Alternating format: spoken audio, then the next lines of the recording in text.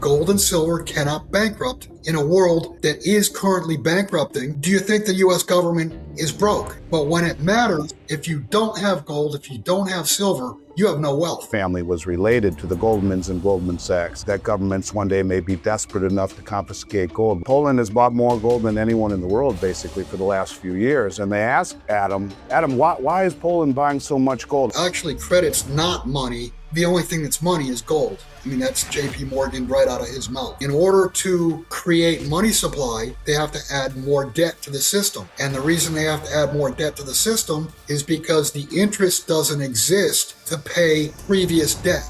So it's a mathematics thing where you can't stop issuing debt because then the existing debt collapses. It goes back to Richard Russell's inflate or die. Treasury's only taken in $6 trillion, but $1.5 trillion of that goes to pay interest. And we're running a deficit of $2 trillion plus. This is a double-edged sword. It's not just the financial system. It is. You know, you mentioned gold and silver, and whenever you and I have had these conversations over the years, it's always comes back to one thing: real money. You know, I guess I'll just make this one easy. Where do you think gold and silver fit into this picture today? Has their role changed? I mean, some people think of them as investments or financial insurance. I think of it as wealth. If someone owns no physical gold or silver today, what risk are they actually taking, Bill? They risk ending up with zero wealth whatsoever. I mean, gold and silver are your only life jackets or only life rafts. They're the only thing that's going to float when everything collapses. Warren Buffett talks about derivatives being weapons of mass financial destruction, and the only time you find out who's swimming naked is when the tide goes out.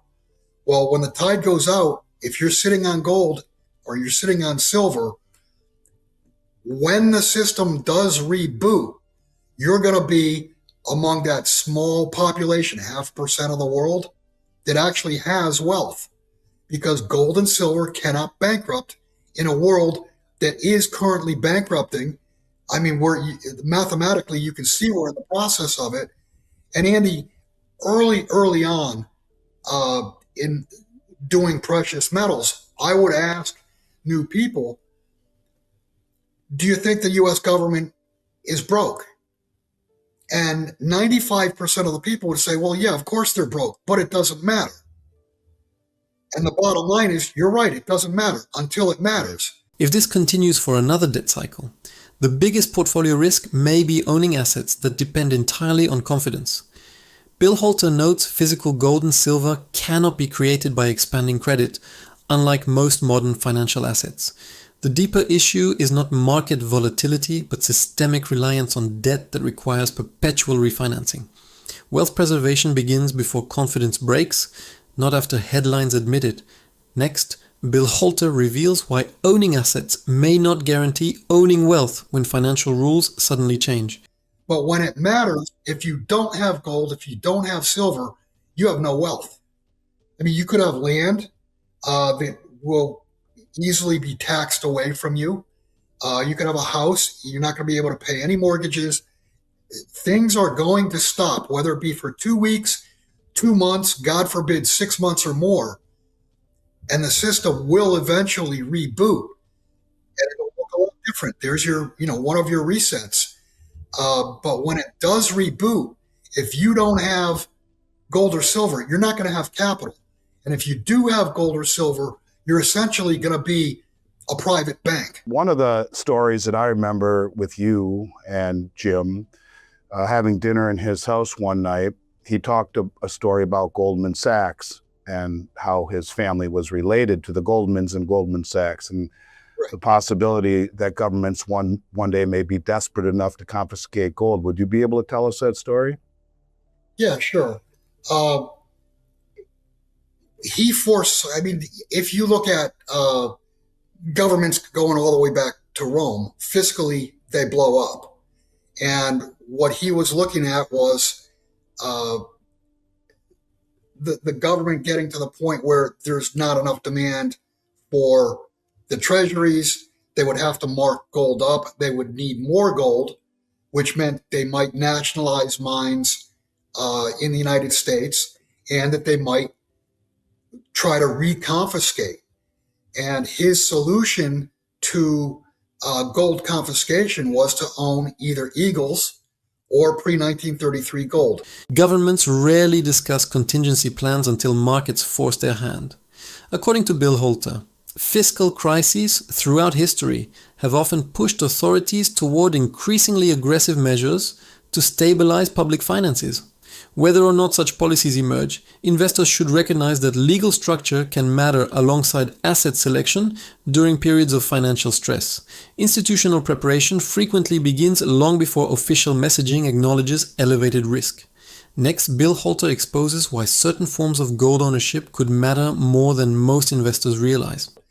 Anything that was U.S. mint lineage, in other words, as long as it was minted by the U.S. Mint, it would make it much more difficult legally to confiscate. I mean, you could confiscate bars, make them illegal. You could confiscate maples. You could confiscate, British sovereigns, whatever. But confiscating U.S. Eagles, 1986 on, or pre-1933 gold, the pre-33 gold are considered collectibles. And how many lawsuits would there be because gold no longer it no longer is currency. It's not in the system that way. It's sold to investors by the U.S. Mint. So how could the Mint sell you an Eagle today and then next week tell you, but you got to sell it back to us? So his strategy, until he died, he believed that at some point in time there will be, not in silver, but in gold, there will be an effort to confiscate gold. And the way around that, in his belief, was to buy U.S. Mint lineage coin, because the legal system would tie that up for 5 or 10 years. Yeah, I don't think it's out of line to say that everything at this point, that everything he ever purchased from me would fit that description, which is true. And he told me that story in front of you, so I'll vouch for it. You know, you said something a minute ago about Jim believing that they, seeing stuff well in advance and that they would pull the plug on the system. I find it really interesting. I don't know if you know this or not, but there's a guy named Adam Glapinski who is the head of the Polish Central Bank. The real question isn't whether governments can act, but how investors assume they would never try. What Bill Holter is highlighting is that legal distinctions may become as valuable as metal itself during periods of financial stress. Markets typically price ounces, while policymakers operate through regulations and definitions. Ignoring that gap leaves investors exposed to risks rarely discussed during bull markets. Next, Bill Holter unravels why central banks are quietly preparing for disruptions they publicly call unlikely. And Poland has bought more gold than anyone in the world, basically, for the last few years. And they asked Adam, why is Poland buying so much gold? And I'm going to paraphrase, but I've said it so many times, Bill, I'm going to get it really close. Adam Glapinski, the head of the Polish National Bank, said Poland buys gold because when someone pulls the power to the global financial system, a system built largely upon electronic accounting records, Poland wants to be able to not be affected by that. Although we don't expect it to happen, it's our job as a central bank to be prepared for even the most unfavorable circumstances. So, maybe he wasn't so crazy at all. Do you think that the lesson that he, in essence, was saying by this is the way that you would be able to sidestep what I see coming because of what my family told me and because of my beliefs, right? You think it's more relevant today than when he first told it? Absolutely. And I think the Polish finance minister was absolutely correct in everything that he said, except for the event being unlikely. Because in my view, mathematically, it's going to happen. The system is going to collapse simply because of math. Said credit is money. And most people hear that and don't really understand what you mean. Can you explain that? Well, actually, credit's not money. The only thing that's money is gold. I mean, that's J.P. Morgan right out of his mouth. But in today's world, credit is perceived as money. And that's the problem. Central banks continue accumulating gold even while publicly expressing confidence in the financial system. Bill Holter's arguments suggest those actions deserve more attention than reassuring speeches about stability. Institutions prepare for low probability events because the consequences are enormous if they occur. Individual investors should ask whether their portfolios reflect the same discipline or simply trust official optimism. Next, Bill Holter reveals why debt expansion has become a mathematical necessity, not a policy choice. In order to create money supply, they have to add more debt to the system. And the reason they have to add more debt to the system is because the interest doesn't exist to pay previous debt. So it's a mathematics thing where you can't stop issuing debt because then the existing debt collapses. It goes back to Richard Russell's inflate or die. And the only way to inflate is to increase the money supply. The only way to increase the money supply is to increase the debt outstanding. Fast forward to where we are now, and you've got the U.S. Treasury is going to be paying $1.5 trillion plus per year in interest alone. I mean, do that math. How long is that going to last if the Treasury's only taking in $6 trillion, but $1.5 trillion of that goes to pay interest, and we're running a deficit of $2 trillion plus each and every year? Mathematically, that will end. And mathematically, that will end in a disaster. So does that mean money or credit is more important than money itself in that case? Right now it is. But when everything collapses, the only thing that's going to be important at that point is whether you have real money. And the only real money on this planet are gold and silver. Well, let's build on that then. You know, people hear the phrase credit contraction, and it's become one of those, buzz terms that everyone repeats, but I don't know that people really understand it. Can you walk us through what is a credit contraction, and not only what is it, what happens first, and how quickly can it spread once it starts? A debt system requiring ever larger borrowing eventually forces difficult choices for every saver. This is where Bill Holter's thesis shifts from market cycles toward long-term purchasing power. Whether his outlook proves fully accurate or not, rising interest costs undeniably reduce fiscal flexibility over time. Investors protecting wealth should evaluate assets that remain resilient beyond expanding debt conditions. Next, Bill Holter exposes why credit contraction frightens policymakers far more than ordinary recessions. First off, a credit contraction is pretty much what it sounds like, less credit outstanding. In other words, a credit contraction will be either credit is no longer issued to more credit, or it actually contracts what's outstanding. The only problem with that is it cannot happen, because if it happens, the existing credit that's outstanding will fail. Because in order for the game to continue, the debt service must be, the interest must be serviced. It's got to be paid. And how does that happen? How does the interest get paid if the money does not exist to pay it? So the only way to pay it is to increase the amount of credit outstanding, not decrease it. The biggest fear of the Federal Reserve is a credit contraction, because they saw back in the 1930s during the Depression, they saw credit contract, and that created massive deflation. The difference between today and then, back then, gold and silver were monies that were circulating.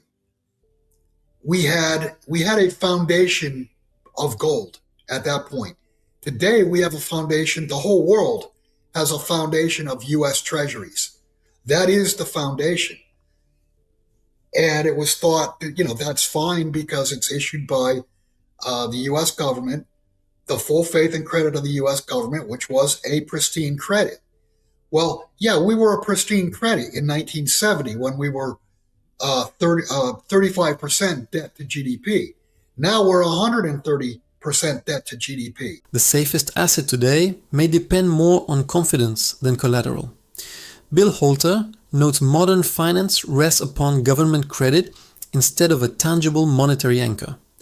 That shift changes how systemic risk spreads because confidence can evaporate much faster than physical assets disappear. Investors focused only on price movements may overlook the foundation supporting every financial market.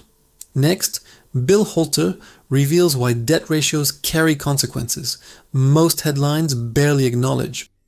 And Andy, if you remember when you went to college or got out of college, back then, any country that got to 100% debt to GDP, they were considered a banana republic.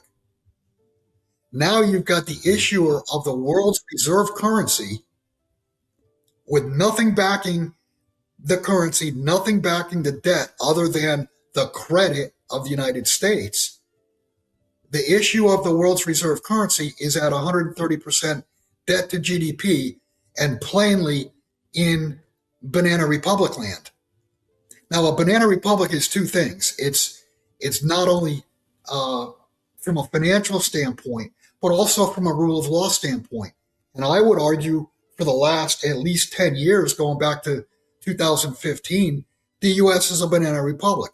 There's two separate sets of rules in the legal world. Yeah, that was very obvious during the previous administration. And I think, which leads me, I don't think the average American fails to appreciate. I think the average American does fail to appreciate just how dependent our entire economy is on expanding credit. So, I don't know many people who are as well positioned as you are in every single way, without getting into it, to weather whatever comes, what other type of event comes. So my question to you is, does a credit problem live simply as a financial event, or could it ultimately become a social event? Well, everything in the world runs on credit. What I've talked about so far has just been financial markets. But understand, the real world cannot function without credit. Debt to GDP ratios, once viewed as warning signs, now receive surprisingly little mainstream attention. According to Bill Holter, dependence on continuously expanding credit extends well beyond financial markets into everyday commerce. That distinction matters because disruptions rarely remain confined to Wall Street once financing tightens. Wealth protection requires understanding how systemic credit supports daily economic activity, not merely investment portfolios. Next, Bill Holter exposes why supply chains are far more vulnerable than most investors assume. You cannot get a loaf of bread to market without at least a dozen uses of credit for that loaf of bread to show up in the grocery store. And that's the problem. They've abused the credit markets in the financial world to try to aid growth in the economy and to also aid leverage to buy assets and push the assets up in price. The problem when credit is no longer forthcoming, and we should talk about the Japanese yen carry trade, because that's beginning to unwind now. From a financial standpoint, markets collapse if there's no credit. Think about how much credit there is every single night to carry positions overnight. Now, if that credit's not available, those positions got to be sold. Now you're talking about hitting the bid across all markets. You're going to lower stock prices. You're going to lower bond prices, which raises bond yields. So that's the financial side of it.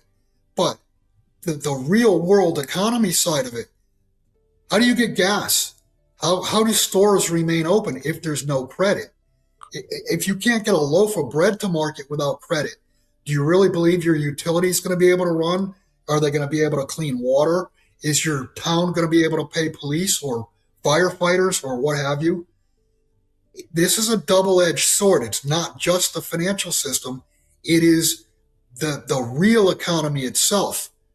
And that's where the social event comes into play. Markets can recover from volatility, but broken credit networks threaten everyday life.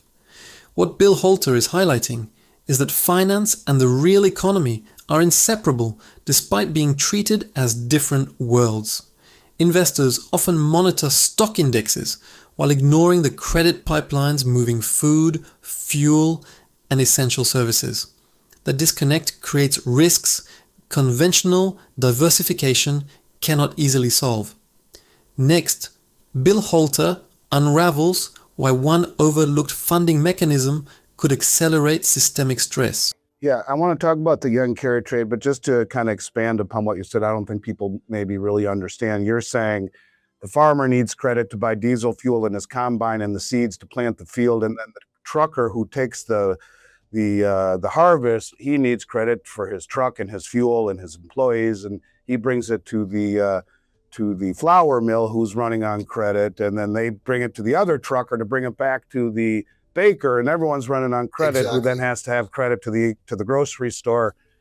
There's your dozen uses of credit, and that does make sense. And I stole that one from you a long time ago, and it's a very, very enlightening thought process. The greatest financial risk may begin long before markets recognize it. Bill Holter's argument suggests every loaf of bread depends on invisible credit supporting each stage of production and delivery. That perspective reframes systemic risk from abstract banking problems into practical household consequences. Investors who understand credit networks can better judge where resilience truly exists during periods of instability.